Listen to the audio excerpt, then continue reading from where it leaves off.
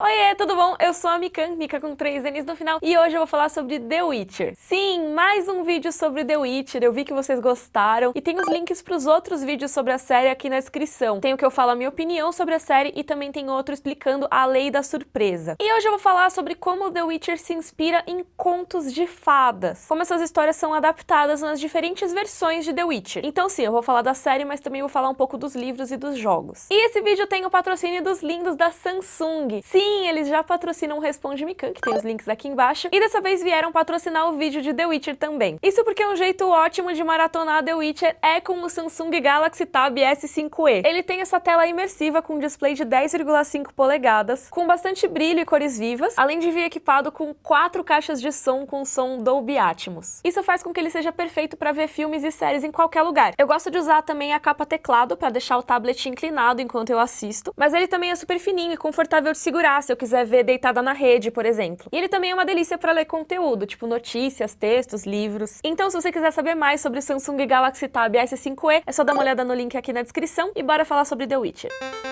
Então, esse vídeo deve ter alguns spoilers de The Witcher, obviamente, né? Porque eu vou citar algumas situações específicas da série, dos livros e dos jogos que tenham essas influências, então fiquem avisados. Então, conforme a gente assiste, lê ou joga The Witcher, a gente às vezes se depara com algumas histórias que lembram alguns contos de fadas que a gente conhece. Essas inspirações não estão muito na cara, às vezes você precisa parar pra pensar, porque o autor às vezes não coloca uma referência tão direta assim. Ele muda algumas coisas, subverte outras, e também tem muitas influências da mitologia polonesa ou até de outras culturas. Mas algumas histórias homenageadas, por exemplo, são Branca de Neve, A Bela e a Fera, A Pequena Sereia, e hoje eu vou falar mais sobre isso pra vocês. Começando pela Branca de Neve, você deve parar pra pensar, Mikan, o que tem a ver Branca de Neve com The Witcher? Eu vi a primeira temporada inteira e eu não percebi nada de Branca de Neve. Ela tá logo no primeiro episódio, é a Renfri, de Um Mal Menor. Pode parecer um pouco estranho, mas pensa aqui comigo. A Renfri era uma princesa que nasceu sob a maldição do Sol Negro. E essa maldição eu posso fazer um vídeo explicando ela mais pra frente, se vocês quiserem, digam aí nos comentários. Mas basicamente, as 60 mulheres que nasceram com ela trariam mal e destruição pro mundo. Então elas precisariam ser eliminadas. O pai da Renfri na época não ligou muito, só que ele se casou com a rainha Arideia